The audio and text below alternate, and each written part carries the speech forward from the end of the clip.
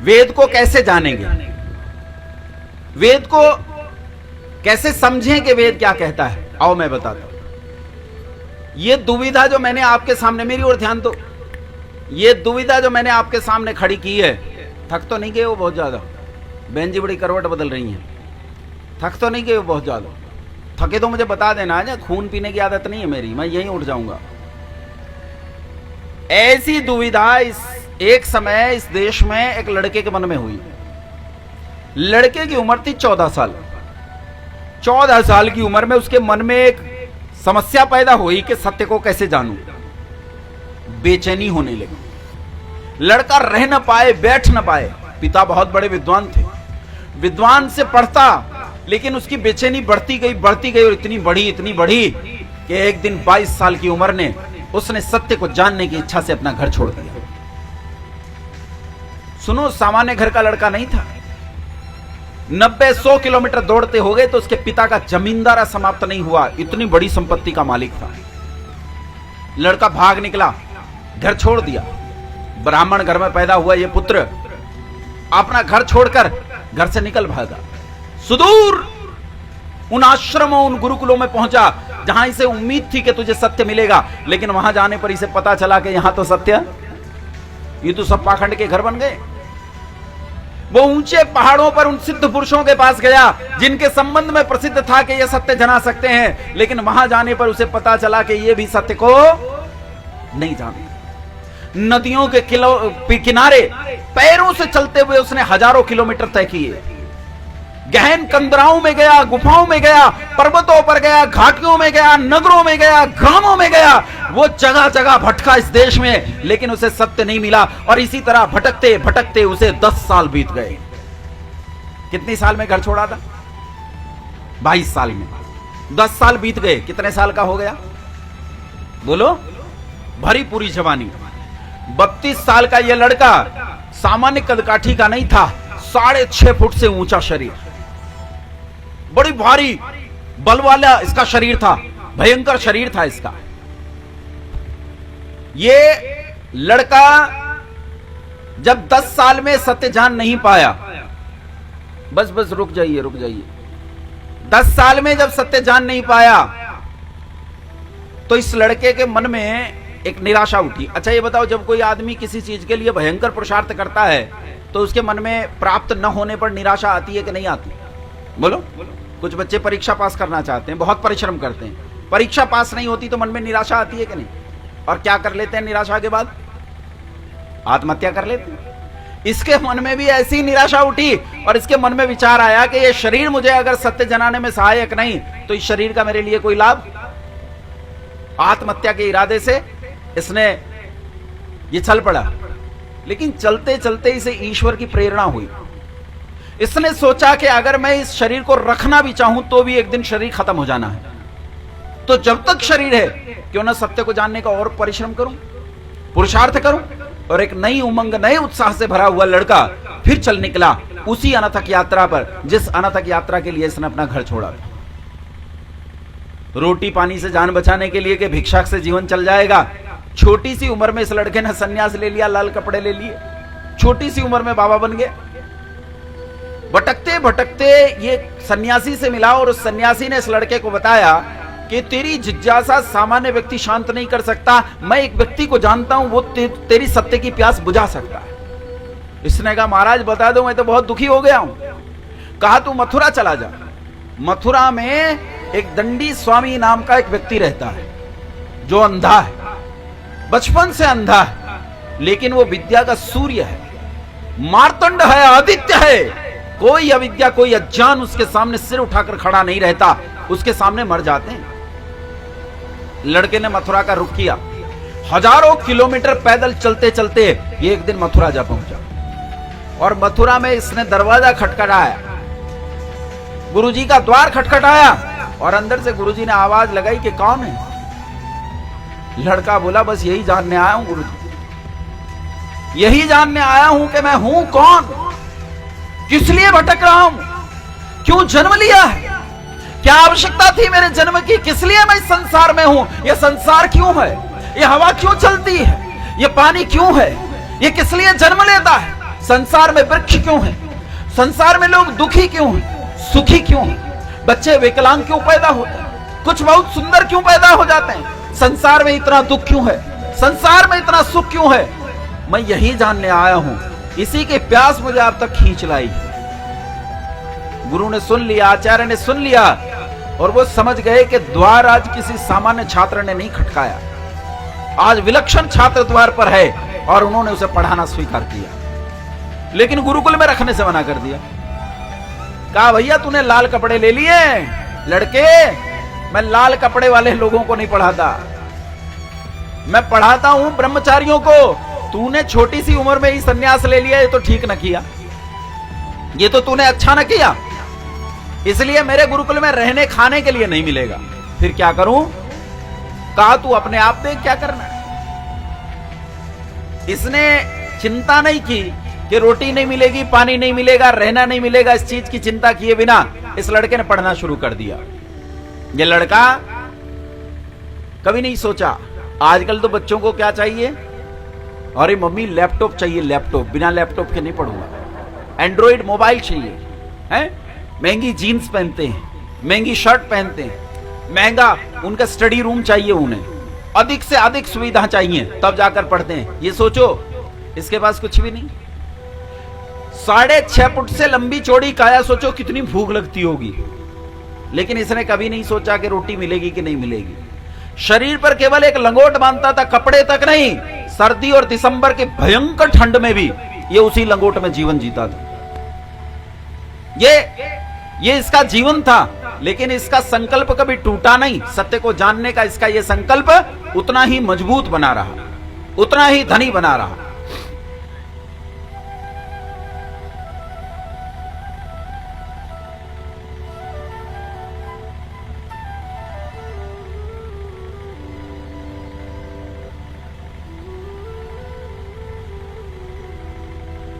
इस लड़के ने उस विद्या को, जिस विद्या को लोग 36 वर्षों में जान पाते हैं, वेद की उस विद्या को, या यूं कहूं कि 36 जन्मों में भी नहीं जान पाते, उस विद्या को इस लड़के ने केवल 3 वर्ष में पूरा कर लिया। कितने वर्ष में प्राप्त कर लिया? और 3 वर्ष में जब पूरा किया, तो जब विद्या पूरी होती थी तो हमारे गुरुकुलों में एक परंपरा थी, गुरु को कुछ देते थे। क्या बोलते थे उसे? बोलो, गुरु दक्षिणा। इसके गुरुकुल में गुरु दक्षिणा का पर्व आया। सब अपने घर से कुछ ना कुछ लेकर आए। कोई अन्न लाया, वसन लाया, अश्व लाया, गौ लाया, स्वर्ण लाया, धन लाया। ये क्या लाए? इसके पास तो कुछ नहीं, घर तो छोड़ दिया 14-15 साल पहले। अब गुरु को क्या दे? हाथ में एक 8 फीट की लाठी और शरीर पर एक लंगोट, 6.5 फीट की एक काया। इसके अलावा इसके पास कुछ नहीं। क्या देगा गुरु को? सोचते हुए चला वहां से जहां सोया था, किसी पत्थर पर, किसी पेड़ के नीचे, या किसी पथरीली जमीन पर, या किसी नदी के किनारे रेत में, क्योंकि इसके पास तो घर भी नहीं था। ये सोचते हुए चला कि गुरु को गुरु दक्षिणा में क्या दूं। और बंधुओं, जब इसे गुरु को गुरु दक्षिणा में देने में कुछ न मिला तो इसे याद आया, मेरे पिता, मेरे गुरु को लौंग बहुत प्रिय है। तो ये एक व्यापारी की दुकान पर गया और उस व्यापारी से इसने 1 मुट्ठी लौंग मांग लिए कि कृपा कर 1 मुट्ठी लौंग मुझे दे दीजिए। और व्यापारी ने दया कर 1 मुट्ठी लौंग इसे 1 मुट्ठी लौंग लेकर गुरु के पास गया। अपनी बारी आने पर 1 मुट्ठी लौंग अंधे गुरु के हाथों पर रख दी। अच्छा, अंधों की एक विशेषता होती है कि अंधों की दूसरी इंद्रियां बड़ी तेज हो जाती हैं। दिखता तो नहीं, पर दूसरी इंद्रियां तेज हो जाती हैं। हाथ पर लौंग का स्पर्श पाते गुरुजी समझ गए कि सबसे योग्य शिष्य ने आज दक्षिणा में क्या दिया है? केवल 1 मुट्ठी लौंग। और गुरु बोले कि मैंने जीवन भर कितने पुरुषार्थ से पढ़ा होगा, ये सोच कर दे। और उस विद्या को मैंने कितने छात्रों को पढ़ाया, हजारों छात्रों को पढ़ाया, लेकिन उन्हें पढ़ाने में मुझे इतना परिश्रम नहीं करना पड़ा जितना 3 साल में मैंने तेरे साथ किया है। मैंने अपने जीवन का सारा पुरुषार्थ लगाया है तुझे विद्या से सींचने में, और मेरे इतने परिश्रम का प्रतिफल क्या बस 1 मुट्ठी लौंग है? यही मेरी गुरु दक्षिणा है, बस इतनी सी। युवक को लगा कि आज गुरुजी में पहली बार लालच दिखाई दिया। छोटी दक्षिणा मिलने पर इसे ज्यादा दक्षिणा की उम्मीद थी और लालच दिख रहा है, तो उसे आश्चर्य हुआ। लेकिन वो आश्चर्य में डूबा ही था कि गुरुजी दोबारा बोल पड़े। गुरुजी बोला कि तनिक देख मेरे इस राष्ट्र की ओर, देख मेरे इस राष्ट्र की ओर पुत्र। मेरा यह राष्ट्र जो कभी सारी संसार को विद्या दिया करता था, विद्या और शिक्षा से आप्लावित हुआ करता था, आज परतंत्रता की बेड़ियों और जंजीरों में जकड़ा हुआ है। सारे संसार में मेरे परतंत्र राष्ट्र की कर्राह सुनने वाला कोई नहीं। मैं तुझसे गुरुदक्षिणा में एक मुट्ठी लौंग नहीं चाहता, मैं तुझसे गुरुदक्षिणा में अश्व नहीं चाहता, गौ नहीं चाहता, स्वर्ण नहीं चाहता, मैं तुझसे संसार भर का ऐश्वर्य भी नहीं चाहता। मैं तो तुझसे गुरुदक्षिणा में चाहता हूं केवल और केवल अपने राष्ट्र की स्वतंत्रता। पुत्र, मेरे राष्ट्र की पीड़ा को कोई नहीं सुन रहा, तू सुन, तू सुन, खड़ा हो और इस राष्ट्र के लिए लड़, पुनः मेरे राष्ट्र को स्वतंत्र करा। यही मेरी गुरुदक्षिणा है, दूसरी मेरी कोई गुरुदक्षिणा नहीं। उन्होंने कहा तनिक देख मेरे इस राष्ट्र की ओर, आज धर्म और वेद अपनी प्रतिष्ठा खो चुके हैं। मैं चाहता हूं अपना जीवन गुरुदक्षिणा के रूप में मुझे दे। उठ खड़ा हो, ये एक मुट्ठी लौंग ले जा, मुझे नहीं चाहिए। संसार भर का ऐश्वर्य ले जा, मुझे नहीं चाहिए। मुझे चाहिए तेरा जीवन, ये जीवन गुरुदक्षिणा के रूप में मुझे दे। उठ खड़ा हो और पुनः धर्म की स्थापना कर, पुनः वेद को प्रतिष्ठा दे। लड़का जिसके मन में एक भ्रम पैदा हो गया था कि गुरुजी के मन में लालच है, अब उसकी आंखें खुली और उसे पता चला कि संसार में मैंने बहुत से नेत्र देखे जो सुंदर हैं, लेकिन धिक्कार है उन सुंदर नेत्रों पर, और धन्य है मेरे गुरु के ये अंधे नेत्र जो अंधे होकर भी मेरे राष्ट्र की पीड़ा देख सकते हैं। ये लड़का उठ खड़ा हुआ, अपना जीवन गुरु के चरणों में रख दिया और फिर इसने पलटकर नहीं देखा। 59 साल की आयु तक ये लड़का जिया। जब तक जिया, अपने गुरु को दी हुई इस गुरुदक्षिणा में इसने कभी अनध्याय आने नहीं दिया। जानते हो ये लड़का कौन था? जानते हो कौन था ये लड़का? इस लड़के का नाम था स्वामी दयानंद सरस्वती। ना, स्वामी दयानंद सरस्वती नहीं, महर्षि दयानंद सरस्वती। मैं जानता हूं ऋषियों में कोई बड़ा और छोटा नहीं होता, लेकिन तब भी ऋषि दयानंद का मेरे रोम रोम पर ऋण है, मेरे एक एक शब्द पर ऋण है, मेरी एक एक सांस पर ऋण है। इसलिए मैं स्वयं को ऋषि दयानंद सरस्वती को महर्षि दयानंद सरस्वती कहने से रोक नहीं पाता हूं। ऋषि दयानंद सरस्वती वो है जो इकट्ठा नहीं मर गया, जो तिल तिल करके इस देश के लिए मरा, तिल तिल के, प्रतिदिन मरा, प्रति क्षण मरा, लेकिन उसने अपने गुरु को दी हुई गुरुदक्षिणा में कभी बंद नहीं आने दिया। ऋषि दयानंद ने इस देश में एक प्रेरणा फूंक दी। जानते हो दादा भाई नौरोजी, नाम सुना है कि नहीं सुना? देश की स्वतंत्रता के लिए लड़ने वाले महापुरुष दादा भाई नौरोजी ने एक समय कहा था कि अंग्रेजों का राज इस देश में ऐसा राज है कि आज तक ऐसा सुंदर राज नहीं आया, तो कमाल का राज है। सोचो गुलामी किस कदर हम पर हावी हो गई थी कि हमारे महापुरुषों ने गुलामी को अपना भाग्य मान लिया था, गुलामी को अपना भाग्य मान लिया था। इतना ही नहीं, बंकिम चंद्र चट्टोपाध्याय नाम के एक विद्वान, जिन्होंने आनंद नाम का एक पुस्तक लिखा है, जिन्होंने वंदे मातरम नाम का गीत लिखा है, वो भी कहता है कि इस देश को अब 250 साल अंग्रेजों की गुलामी की जरूरत है। सोचो सोचो, जब देश की गुलामी देश का भाग्य बन गई थी, उस काल में ऋषि दयानंद सरस्वती ने जन्म लिया और गुरु बिरजानंद सरस्वती, उस अंधे गुरु की प्रेरणा से इसने गुलामी के उस काल में खड़े होकर घोषणा कर दी कि विदेशियों का राज चाहे माता पिता के समान सुख देने वाला हो, तब भी वो भूखे नंगे राज का मुकाबला भी नहीं कर सकता। हमें स्वतंत्रता चाहिए, स्वतंत्रता चाहिए। अच्छा, ये कोई आम प्रेरणा नहीं थी। इस आम प्रेरणा ने एक लड़के को जा छुआ।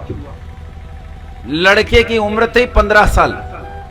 15 साल का यह लड़का जब इस प्रेरणा ने इसे छुआ, उस समय ये गंदे नॉवेल पढ़ता था। कहते हैं 70 सिगरेट एक दिन में पी जाता था, गंदे से गंदा आचरण था, पिता के संदूकची से पैसे चुरा लिया करता था, आसपास में भी चोरी करता था, हर बुरा काम करता था। लेकिन इस लड़के को जब इस प्रेरणा ने छुआ तो यह लड़का मानव से महामानव बन उठा। दुनिया ने इसे पंडित राम प्रसाद बिस्मिल के नाम से जाना। पंडित राम प्रसाद बिस्मिल वो है जिसने फांसी के फंदे पर खड़े होकर अपनी आखिरी इच्छा कही थी। जब अंग्रेजों ने पूछा, कहा था I wish the downfall of British empire in this country. मैं इस देश में ब्रिटानिया हुकूमत का पतन चाहता हूं, ये मेरी आखिरी इच्छा है। सोचो, एक 15 साल का लड़का इस प्रेरणा से क्या बन गया। उसके मरने के बाद, फांसी दिए जाने के बाद, भगत सिंह कीर्ति नाम के अखबार में विद्रोही नाम से लेख लिखते हैं और उस लेख में लिखते हैं कि पंडित राम प्रसाद बिस्मिल 6 फुट 2 इंच का ये युवक जब सड़क पर चलता था तो लोग रुककर उसके ब्रह्मचर्य को देखते थे। कहता जब पहली बार मैं संगठन में भर्ती होने गया तो बिस्मिल ने जब मुझे देखा तो उसकी आंखें ऐसी थी, मुझे ऐसा लग रहा था जैसे मेरी अंतड़ियों तक देख रहा हो, जैसे मेरी एक एक हड्डी, एक एक नस, एक एक नाड़ी को देख रहा हो, और मैं उसके सामने खड़ा रह पाने की स्थिति में नहीं था। पंडित राम प्रसाद बिस्मिल, जिसे लोगों ने कहा कि तुझे फांसी दे देंगे, मर जाएगा, तो उसने गीत लिखा कि सरफरोशी की तमन्ना अब हमारे दिल में है, देखना है जोर कितना बाजुए का दिल में है, वक्त आने पर बता देंगे तुझे वो आसमां, हम अभी से क्या बताएं हैं क्या हमारे दिल में है। ऐ शहीदे मुल्क मिल्लत मैं तेरे ऊपर निसार, अब तेरी हिम्मत का चर्चा गैर की महफिल में है, सरफरोशी की तमन्ना अब हमारे दिल में है, देखना है जोर कितना बाजुए का दिल में है। फांसी 4 बजे थी शाम को। फांसी पर चढ़ाने के लिए जब लेने आए कांस्टेबल तो उस समय दंड लगा रहा था। किसी ने कहा ये क्या मूर्खता है, तू दंड क्यों लगा रहा है? उसने कहा स्वस्थ रहने के लिए लगा रहा हूं। तो उसने कहा पर तू तो मर जाएगा। किसने कहा? बोले सब कह रहे हैं, अखबार में छपा है। तो बोले ना, तुझे किसी ने गलत बहका दिया। बोले अरे तू गलत फहमी में है, शाम को 4 बजे तेरी फांसी है भैया, 1 घंटा रह गया है, तू मर जाएगा। बोले फांसी है ये बात तो मैंने भी सुनी है, लेकिन मर जाऊंगा ये तुझे किसी ने गलत बहका दिया, मैं नहीं मरता। उसने कहा क्यों, तू क्यों नहीं मरता? कहा मैं जन्म नहीं लेता इसलिए नहीं मरता। नैनम छिन्दन्ति शस्त्राणि नैनम दहति पावकः न चैनम क्लेदयन्त्यापो न शोषयति मातृतः। अरे मुझे मारा नहीं जा सकता, काटा नहीं जा सकता, भिगोया नहीं जा सकता, सुखाया नहीं जा सकता, जलाया नहीं जा सकता, गलाया नहीं जा सकता, मैं तो जीवात्मा हूं। शायद तू इस शरीर की बात कर रहा है, शरीर तो यहां गिरेगा, इधर मरा और उधर जन्म लूंगा, और खुश मत हो कि बिस्मिल मर रहा है। बिस्मिल नई तैयारी से नए शरीर के साथ आ रहा है, इससे कहीं ज्यादा ताकत के साथ, इसलिए खुश मत हो, डर मुझसे ये बिस्मिल था। और कहता है हे ईश भारत भूमि में 100 बार मेरा जन्म हो, कारण सदा ही मृत्यु का देशोपकारक कर्म हो, यदि देश हित मरना पड़े मुझको 1000 बार भी, तो भी न मैं इस कष्ट को निज ध्यान में लाऊं कभी। बंधुओं, वेद की आज्ञा का पालन करने के लिए जब एक लड़का तैयार होता है तो वो सामान्य युवक से पंडित राम प्रसाद बिस्मिल बन जाता है। एक लड़के ने स्वराज शब्द पढ़ लिया कहीं, स्वराज शब्द 16 साल की उम्र में। गांधी जी का असहयोग आंदोलन चल रहा था, उस असहयोग आंदोलन में पकड़ा गया। पुलिस पकड़कर जज के सामने ले गई। जज ने पूछा तेरा नाम क्या है? नाम तो कुछ और था, लेकिन आज इसका निर्णय बदल गया। जज ने पूछा तेरा नाम क्या है? इसने कहा मेरा नाम आजाद है। कहा तेरे पिता का नाम क्या है? कहा मेरे पिता का नाम स्वाधीन है। घर क्या है? कहा जेल खाना। काम क्या है? देश को आजाद करना। इसका नाम था पंडित चंद्रशेखर आजाद। उस दिन 16 साल की उम्र में इस लड़के ने एक प्रतिज्ञा की कि आज पहली बार मुझे अंग्रेज सरकार ने पकड़ा है, लेकिन जीते जी अब अंग्रेज सरकार मुझे कभी पकड़ नहीं सकती। 25 साल की उम्र में जब अल्फ्रेड पार्क में इसे सेनाओं ने चारों तरफ से घेर लिया तो पहले उनका जमकर मुकाबला किया, और जब आखिरी गोली बची तो अपनी प्रतिज्ञा याद आई कि जीते जी मुझे पकड़ नहीं सकते। अपनी कनपटी पर रखकर अपनी गन से अपनी हिलीला समाप्त कर दी, लेकिन अपनी प्रतिज्ञा को पूरा किया। जब इस प्रेरणा ने इस देश के ऐसे हजारों नहीं लाखों युवकों को छुआ, तो यह प्रेरणा ने इस देश में क्रांतिकारियों की फौज खड़ी कर दी, और उस क्रांतिकारियों की फौज ने इस देश की प्रतंत्रता की बेड़ियों को काट डाला और देश आजाद हुआ। कहते हैं 1947 में यह देश आजाद हो गया। ये किसी और की प्रेरणा नहीं, ये प्रेरणा थी ऋषि दयानंद सरस्वती की। ये प्रेरणा थी उस दयानंद की जिसके अंधे गुरु ने इस देश की रक्षा करने का उससे प्रण लिया था। और तब ऋषि दयानंद सरस्वती ने, जब हमने उन्हें मार डाला, जहर दिया ऋषि दयानंद सरस्वती को, कालकूट विष देकर मुसलमानों और ईसाइयों के साथ मिलकर हमने उसकी हत्या की, तो मरने से पहले उसने, ताकि मेरी संतान आगे आने वाली पीढ़ियां वेद की आज्ञा का उल्लंघन न करें, तो उन्होंने वेद की आज्ञाओं को हिंदी के शब्दों में गूंथकर एक कालजयी ग्रंथ की रचना की, और इस कालजयी ग्रंथ का नाम था सत्यार्थ प्रकाश। ये वो सत्यार्थ प्रकाश है जिसने इस देश को आजादी दी। सीता भी पट्टा रमैया नाम का एक आदमी जिसने कांग्रेस का इतिहास नाम की एक पुस्तक लिखी, जो कांग्रेस का अध्यक्ष रहा, सीता भी पट्टा रमैया ने लिखा कि जेल से क्रांतिकारियों को छांटकर छोड़ने की जिम्मेदारी मेरी थी। कहा मैं इस देश की सारी जेलों में गया और जेलों में जाकर मैंने पाया कि जितने क्रांतिकारियों की सूची बनाई गई थी, उन क्रांतिकारियों में से 85% के तकिए के नीचे सत्यार्थ प्रकाश मिला। यह वो ग्रंथ है जो इस देश के 85% क्रांतिकारियों का मार्गदर्शक रहा। यह वो ग्रंथ है जिसने इस देश को आजादी दी। यह वो ग्रंथ है जो एक सिगरेट पीने वाले लड़के को ब्रह्मचारी पंडित राम प्रसाद बिस्मिल बनाकर खड़ा करता है।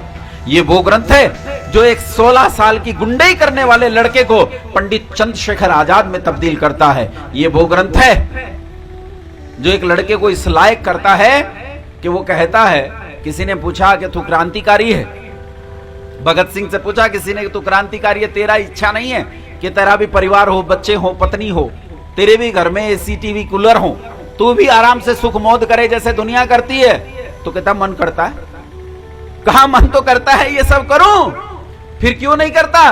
तो कहता है, एक शेर कहता है, एक कविता कहता है इस कदर वाकिफ है मेरी कलम मेरे जज्बातों से कि मैं इश्क लिखना भी चाहूं तो इनकलाब लिख जाती है। मैं चाहूं तो भी मेरा जीवन उस रास्ते पर नहीं जाता, मैं क्या करूं? इसलिए बंधुओं, यदि आप वेद को पढ़ना चाहते हो, तो क्योंकि आप वेद को नहीं पढ़ सकते, संस्कृत भाषा में है, तो वेद को पढ़ना चाहते हो तो वेद को पढ़ने का उपाय है सत्यार्थ प्रकाश। जो वेद को पढ़ना चाहते हैं उनके लिए यह अग्रणी ग्रंथ है सत्यार्थ प्रकाश। इस सत्यार्थ प्रकाश को आप में से हर एक के घर में होना चाहिए। अगर हर मुसलमान के घर में कुरान हो सकती है तो बोलो हर हिंदू के घर में सत्यार्थ प्रकाश हो सकता है कि नहीं? बोलो जी, होना तो चाहिए वेद, लेकिन वेद नहीं तो कम से कम सत्यार्थ प्रकाश तो होना चाहिए। हां के ना? बोलो होगा? कितने लोग सत्यार्थ प्रकाश खरीद के पढ़ेंगे? हाथ खड़े करो। हैं 5-6 हैं, बाकी तो मुसलमान बैठे हैं। क्यों जी, आपकी इच्छा नहीं है सत्यार्थ प्रकाश पढ़ने की? बोलो हाथ खड़ा करो। फिर काहे शर्मा रहे हो? ऐसे डर रहे हो जैसे सेना में नाम लिखवा रहा हूं तुम्हारा, जाके बॉर्डर पे मरवा दूंगा सबको। है माओ, बताओ सत्यार्थ प्रकाश पढ़ना चाहिए कि नहीं? नहीं, उसमें सत्यनारायण की कथा अगर कहीं है बंधुओं तो वो कहां है? बोलो कहां है? उसमें भी सत्यनारायण आता है, इसमें भी सत्यार्थ, इसमें भी सत्य आता है। यही सत्यनारायण की कथा है। पढ़ना चाहो तो सत्यार्थ प्रकाश शाह पढ़ो। कैसे पढ़ते हैं सुनो, मैं बताता हूं। यहां से पढ़ना है शुरू से। यहां आता है ये भूमिका, भूमिका से पढ़ना शुरू करना है और word by word, line by line, page bye page पढ़ते जाना है अंत तक। इधर से पढ़ना शुरू करना है। समझ में आई बात? ऐसे पढ़ोगे, ऐसे पढ़ोगे तो ये विद्या का समुद्र है। इतना पकड़ के झाड़ दूं ना तो इसमें से जितनी धूल उड़ी, मैं जीवन भर बोलता रहूं तब भी उस धूल के बराबर नहीं बोल पाऊंगा। ये ऐसा समुद्र है विद्या का, ऐसी वस्तु है ये। इस सत्यार्थ प्रकाश को ऐसे पढ़ना चाहिए, word by word, line by line, page bye page. ऐसे नहीं पढ़ना जैसे मेरी लड़की पढ़ती है। मेरी लड़की यहां से खुलती है, पीछे से, सबसे पीछे यहां से। मैंने कहा बेटा पहले का पढ़ लिया? बोले नहीं पिताजी पहले का नहीं पढ़ा। तो फिर यहां क्यों खोल रखा है? बोले पिताजी मजा तो यही आता है जब मुसलमानों का खंडन होता है 14वें अध्याय में, जब मुसलमानों का इलाज होता है, मुझे तो मजा यहां आता है। तो यह मजा लेने के लिए नहीं है, ये मजा लेने के लिए नहीं है, ये विद्या प्राप्त करने के लिए है। इसलिए बंधुओं, अपने जीवन में सत्यार्थ प्रकाश को लाओ और सत्यार्थ प्रकाश को पढ़कर अपने जीवन को आर्य जीवन बनाओ।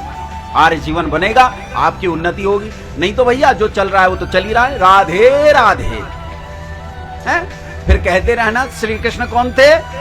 चोर, जार, शिखामणि, दो गाली।